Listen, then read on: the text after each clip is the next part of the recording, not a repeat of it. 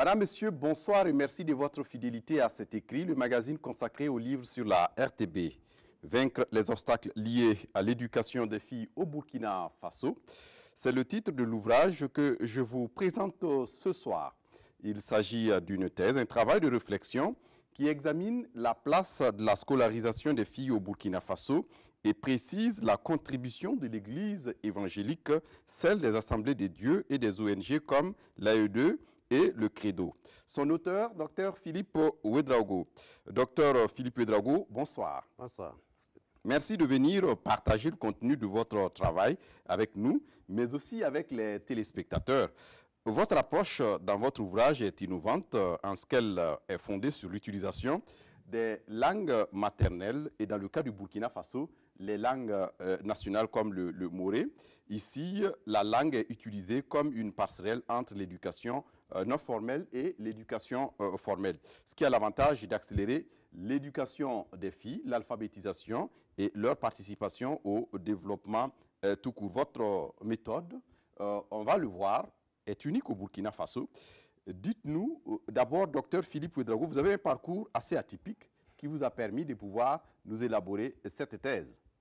Ce parcours, je rends grâce à Dieu pour l'opportunité de partager avec le Burkina Faso et les autres personnes qui vont suivre cette émission de la recherche que Dieu nous a permis de mener. En effet, comme vous le dites, mon parcours, je suis un fils de paysan, de cultivateur, et j'ai eu l'opportunité d'aller à l'école primaire à 12 km de mon village.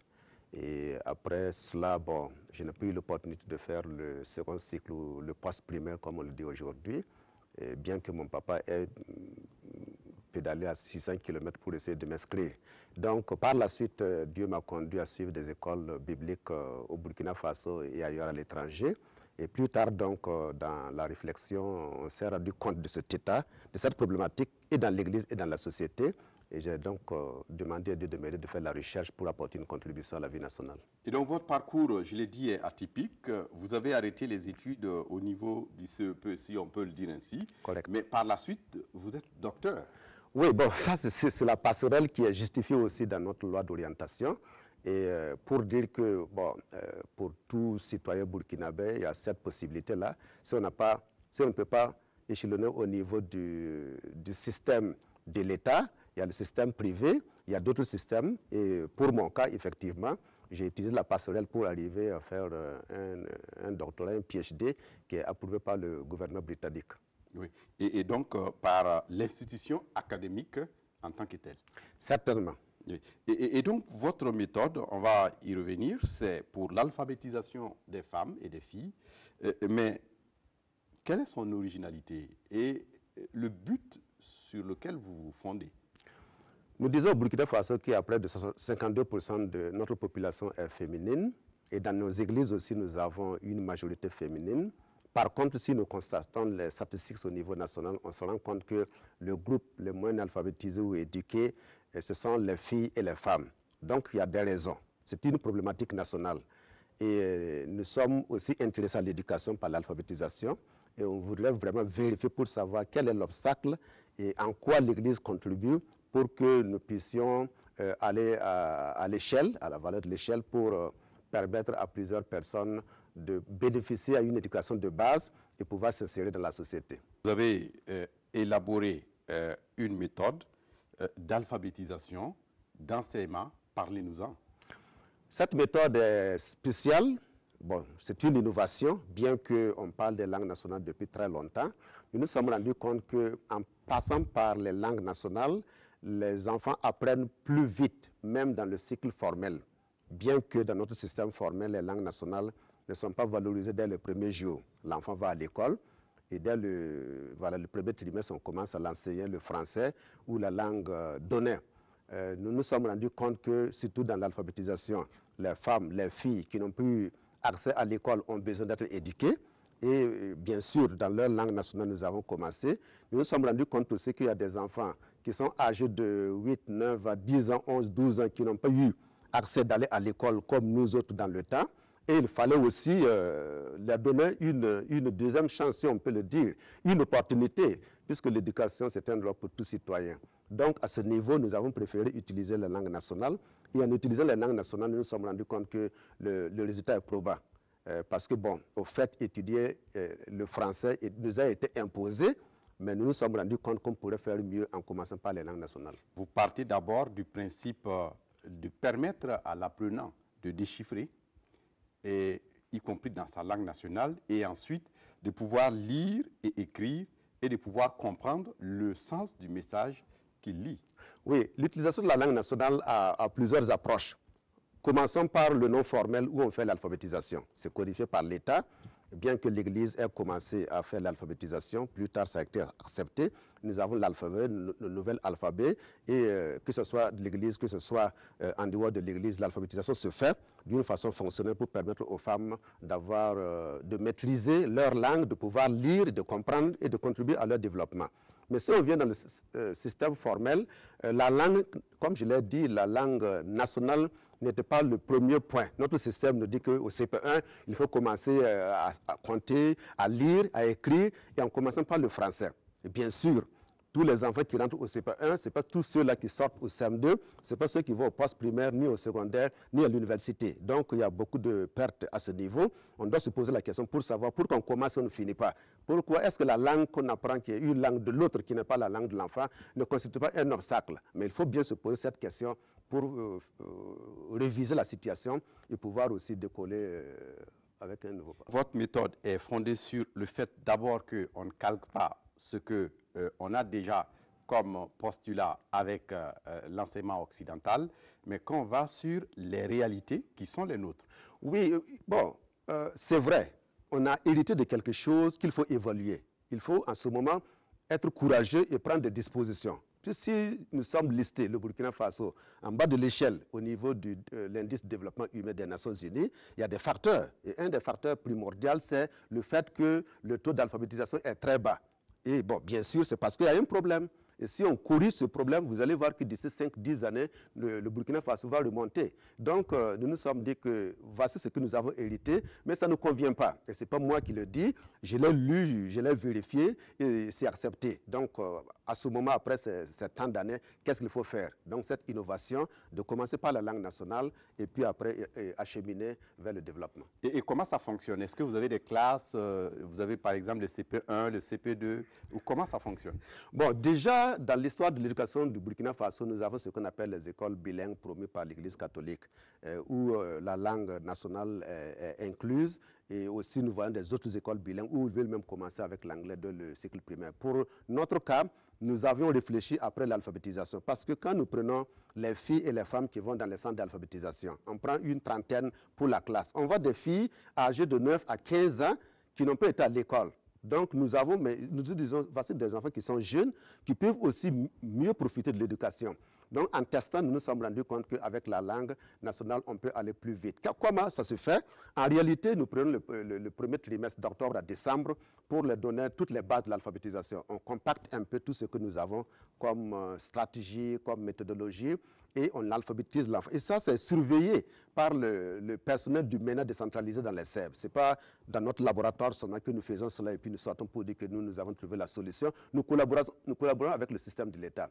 Et l'État même a donc épousé, adopté, valorisé le principe que nous avons commencé en 2006 avec certains partenaires. Donc après, en janvier, nous commençons donc de les former avec les éléments des 3 années de l'école primaire. Donc le CP1, le CP2, le CE1. Nous voyons ce qui est intéressant, ce qui est important, puisque l'enfant est déjà adulte, il peut maîtriser un peu les maths. Et à partir du mois de mai ou juin, l'État vient évaluer ces enfants qui sont dans nos centres à Passerelle.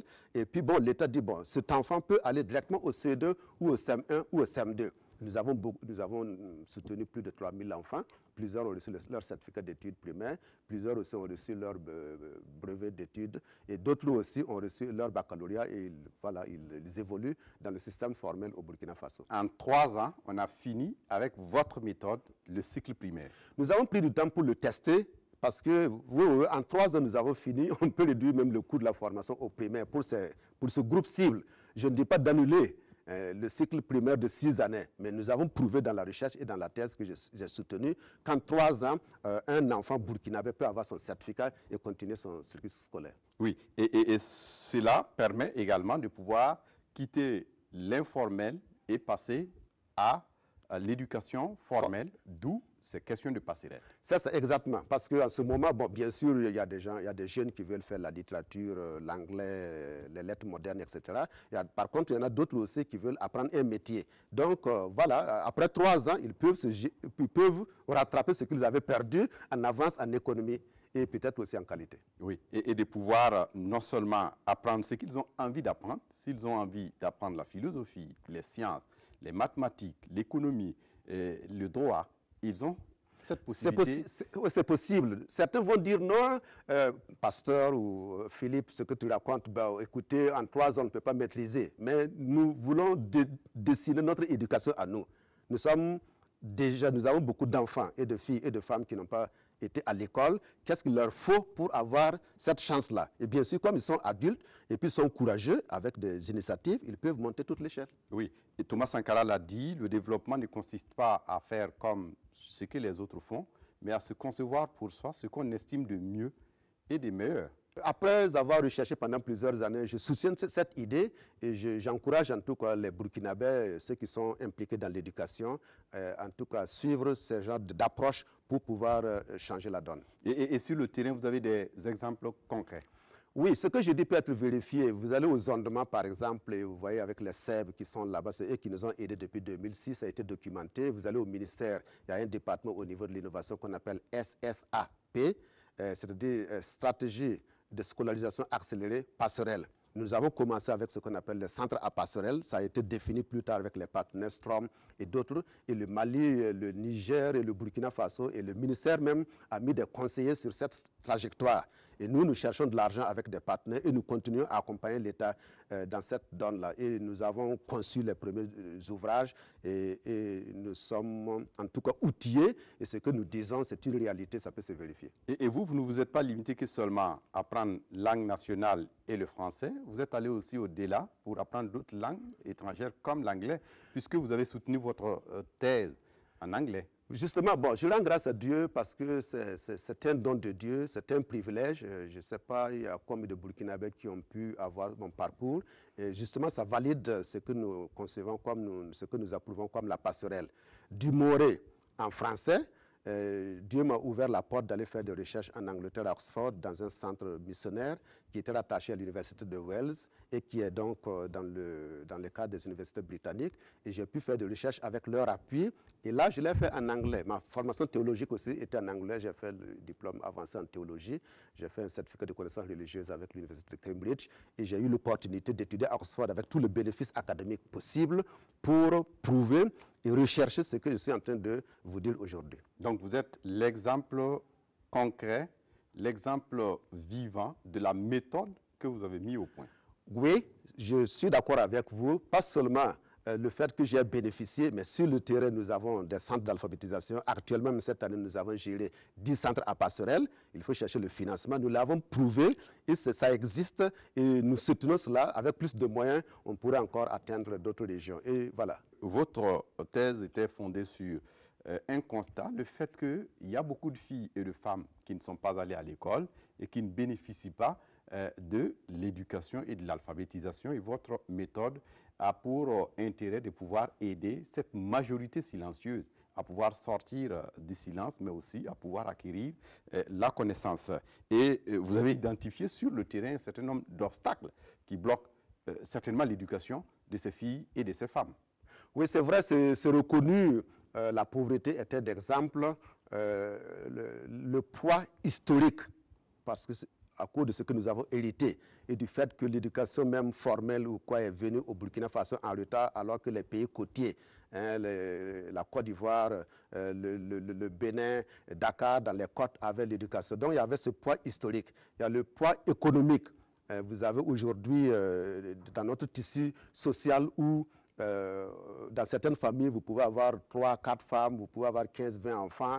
Et si tout le monde ne travaille pas, justement, et n'a pas de revenus, sauf n'est pas capable de pouvoir envoyer tout le monde. D'où souvent même la discrimination d'envoyer les garçons à la place des filles. Il y a aussi le poids culturel. Nous avons des cultures comme quoi bon, l'homme ne doit pas faire de telle activité, donc il ne doit pas préparer le cerveau par exemple. Et puis bon, c'est la fille qui doit tout faire, aller chercher l'eau, aller chercher le bois, venir écraser, faire tout le travail pendant que les hommes font autre chose. Il y a ce poids culturel aussi. Vu ces facteurs, c'est ça qui pèse sur l'éducation des filles et des femmes au Burkina Faso. Et vous estimez qu'on peut bel et bien participer à l'éducation de la femme pour qu'elle soit effectivement une personne responsable qui participe au développement, mais il faut bien commencer par l'éducation, l'alphabétisation, l'instruction. Exact. Je suis d'accord avec vous. Moi, je viens aussi du monde religieux. Je viens de la communauté évangélique. Je suis responsable au niveau des assemblées de Dieu. Et je crois que les religieux, musulmans, catholiques, protestants, la religion traditionnelle, nous devrons essayer de faire face aux obstacles que nous-mêmes nous causons pour permettre aux filles et aux femmes d'avoir accès à la bonne éducation. Parce que, bon, on peut faire l'effort pour vouloir éduquer, on peut même mettre de l'argent, mais si ces facteurs historiques, culturels, religieux, économiques ne sont pas adressés effectivement, ben, nous avons toujours des difficultés parce qu'on ne peut pas toujours compter sur l'État sur tous les problèmes. Nous devrons aider l'État et l'État peut surveiller ce que nous faisons. On ne se fonde pas sur le texte ou peut-être les fondements religieux, mais parfois pour des questions égoïstes. Bon, j'allais dire économique et culturel pour ne pas parler d'égoïsme, parce que bon, quand on n'a pas à manger, et puis bon, on a une fille de 14-15 ans, on préfère rapidement voilà, lui trouver un mari, et puis voilà, les négociations entre les familles feront que peut-être voilà, ils vont nous amener du riz ou du ils viendront cultiver dans notre champ. Voilà, des choses comme ça. Donc, c'est un fardeau. Est-ce que nos parents sont éduqués dans ce sens? Est-ce que nos responsables religieux ce poids économique fait en sorte que souvent certains parents prennent des décisions. Donc je pense que c'est bon qu'on les aide à comprendre, et même au niveau, parce que bon, d'autres se marient, prennent une deuxième, troisième femme pour un plaisir parce qu'ils ont eu de l'argent, mais après ils ne mesurent pas toutes les conséquences. Donc je ne sais pas s'il faut forcément pousser la religion partout. Mais bon, là où il y a la religion, nous devrons faire face à cela. Et objectivement, je vois la communauté musulmane qui fait un grand effort dans l'éducation des filles. Ces dernières années, il y a un effort qui est mis à ce niveau. Je vois la tradition qui essaie de valoriser les enfants pour qu'ils gardent la tradition. Si ce n'est qu'au niveau de la tradition, on n'aurait pas certains problèmes sociaux. Mais bon, on a un peu laissé la tradition de l'autre côté. On ne connaît pas qui est responsable, qui est l'aîné, qui est responsable de la famille. Et donc, nous devrons conjuguer ensemble notre effort pour pouvoir aider les femmes et les filles à avoir une bonne éducation et contribuer au développement de la nation comme ce que font certains hommes. Oui, et vous l'avez démontré dans votre ouvrage, Vaincre les obstacles liés à l'éducation des filles. Vous dites que c'est vrai de pouvoir compter sur soi, mais aussi on peut s'ouvrir au monde, tisser des partenariats pour arriver à ce qu'on n'arrive pas à faire soi-même. Ça. Au départ, je ne voulais pas aborder le partenariat parce que ça tend comme, voilà, on fait des recherches pour chercher le financement. Mais quand on est dans l'éducation et qu'on se rend compte que l'État n'a pas tous les moyens possibles, l'État a besoin de l'argent, les ONG, les associations, voilà, tous ceux qui sont dans l'éducation ont besoin de l'argent. Et je me suis rendu compte que le partenariat était une nécessité pour moi de mentionner dans le chapitre 9. Et comme le Burkina Faso est aussi dans ce pays sahélien, en Afrique subsaharienne, où le taux d'alphabétisation est très bas, nous sommes ouverts à négocier avec d'autres personnes qui ont plus de ressources que nous et qui n'ont pas beaucoup d'analphabètes dans leur pays et qui veulent nous aider de trouver des voies et moyens. Mais ce n'est pas si facile que ça. En Europe, par exemple, le Burkina Faso ne peut pas aller directement dans certains pays pour demander un financement. Je prends l'exemple de la Grande-Bretagne. C'était conditionné de part et d'autre. Nous voyons que ces dernières années, la France même s'intéresse aux pays anglophones et dit aux pays francophones de se débrouiller ou de prendre leurs initiatives. C'est à nous maintenant de décider avec qui aller et lever les obstacles qui étaient là depuis longtemps avant nous pour que nous puissions être éligibles à ces fonds. Des gens de bonne volonté pour nous aider à contribuer. Quand on prend par exemple la Grande-Bretagne, l'Angleterre, comme vous le dites, c'est vrai qu'ils sont en train de sortir de l'Union européenne avec le Brexit, même s'il y a des divergences pour ceux qui sont pour le Brexit light et ceux qui sont pour le Brexit dur. Et c'est des pays quand même, c'est vrai qu'on n'a pas les mêmes langues, mais qui peuvent apporter beaucoup à ce partenariat. Oui, dans le système éducatif burkinabé, surtout au poste primaire, nous parlons de l'anglais. Souvent, nos enfants sont retenus parce qu'ils n'ont pas beaucoup de connaissances en anglais. Et quel type d'anglais nous avons au Burkina Faso? Où est-ce que nous avons reçu la formation? C'est bien que nous avons une formation à l'université. J'ai des étudiants, j'ai eu mon personnel qui est formé et qui enseigne dans nos établissements, qui ont un très bon niveau. Mais on pouvait gagner plus si on pouvait envoyer nos jeunes filles en question, aller se former en Angleterre. Bon, nous apprenons, nous avons les États-Unis d'Amérique qui ont mis des centres et d'autres aussi pays viennent mettre des centres pour leur langue. Mais bon, l'Angleterre n'est pas tellement visible dans la rue de Ouagadougou. Donc, pourquoi ne pas chercher des voies et moyens pour ouvrir, parce que bon, ils sont aussi dans cette langue, bien sûr, et c'est eux-mêmes qui ont envoyé les États-Unis. Et ils sont aussi dans la technologie. Et ils sont aussi en faveur de l'éducation des filles et des femmes. Donc, on gagnerait à sélectionner le type de partenariat qu'on pourrait avoir. Comme tout pays européen, il faut sélectionner, ce n'est pas tout qu'il faut prendre. Mais bon, je crois qu'il y a une bonne volonté. Seulement aujourd'hui, en allant comme ça, ce n'est pas sûr qu'on peut trouver des portes fermées. Il faut d'abord négocier pour ouvrir ces portes, pour permettre à ce que nos jeunes aillent. Parce que bon, c'est triste quand même de voir nos jeunes qui meurent comme ça. Hein, et ils sont en train de s'arranger pour ne pas recevoir. C'est comme si on en avait de trop. Vous voyez la Coupe mondiale, tout de suite, la France est fière parce que j'ai dû entendre qu'il y a près de 12 joueurs, je crois, qui ont un arrière-plan africain. Bon, mais il y a combien de personnes? On a dit dans les nouvelles aussi qu'il y a près de 600 personnes qui sont mortes dans les eaux à moins de, je sais pas moi, 1 mois, 2 mois. Donc, il y a des choses qui ne sont pas acceptables. Voilà. On nous voit comme des menaces. Alors que nous avons aussi une valeur, nous avons la matière grise à contribuer au développement. Et le Burkinabé travaille. Le vrai Burkinabé travaille et nous n'avons pas de problème d'incidence politique dans ce genre de choses. Je pense qu'on gagnerait à en tout cas revoir ce genre de partenariat comme nous le faisons avec les autres pays pour pouvoir avancer. Et vous accordez également, comme je le dis, un point important à l'éducation des filles, mais dans le but du développement. Parce que vous estimez que sans éducation, il n'y a pas de développement. Oui, c'est vrai. L'éducation traditionnelle, elle est bonne parce qu'il y a des gens qui se sont développés au Burkina Faso sans passer par l'éducation formelle. Je suis d'accord avec ça. Mais voilà, prenons en général nos enfants, les filles comme les femmes, ça ne savent pas lire et écrire dans leur langue, ne peuvent pas lire les signes, ne peuvent pas lire les ordonnances, ben, ils auront des difficultés. Même si elles vont auprès des microfinances pour prêter de l'argent, il faut garder les cahiers pour savoir le capital, les dépenses, l'intérêt, les taxes et tout ça pour pouvoir se développer. Donc, si nous voulons booster, nous voulons encourager l'économie du Burkina Faso, nous disons que les femmes doivent travailler, c'est elles qui nous nourrissent, il est bien vrai, mais si on les éduquait, on facilitait leur parcours comme c'est le cas des garçons, je pense que le développement pourrait aller plus vite. Je me suis rendu compte que le Burkina est une référence, le Burkina Faso a mené beaucoup d'innovations. Malheureusement, les innovations s'arrêtent avant d'être testées parce que les gouvernements passent successivement. Cette recherche a vu 4 gouvernements passer. Donc, il faut le temps pour tester les innovations et s'assurer qu'elles sont vérifiées, elles sont solides et ça peut marcher. Par exemple, ce cas de l'éducation accélérée, elle est testée et ça peut marcher. Donc, nous croyons que le Burkina Faso, qui est un modèle en innovation, est un modèle aussi pour les pays limitrophes. Et je pense que nous avons justement cette valeur ajoutée dans les ressources humaines à vendre en Afrique et dans le monde. Docteur, il nous reste 2 minutes pour terminer avec cette émission. Et je sais que vous êtes également à l'origine d'une ONG qui ne fait pas que seulement l'alphabétisation et l'éducation, mais qui travaille également pour le développement endogène, le développement participatif. Juste un mot sur vos activités en lien avec l'éducation, mais aussi avec le développement. Oui, l'AED a commencé à travailler d'une façon informelle en 1988, reconnu officiellement en avril 1992. Et depuis plus de 20 années, nous travaillons surtout dans l'éducation formelle et l'éducation non formelle. Nous avons vraiment maîtrisé cet outil-là en tant qu'acteur national. Et vraiment, grâce à ça, même, nous avons pu créer 12 écoles et nous avons de très bons résultats.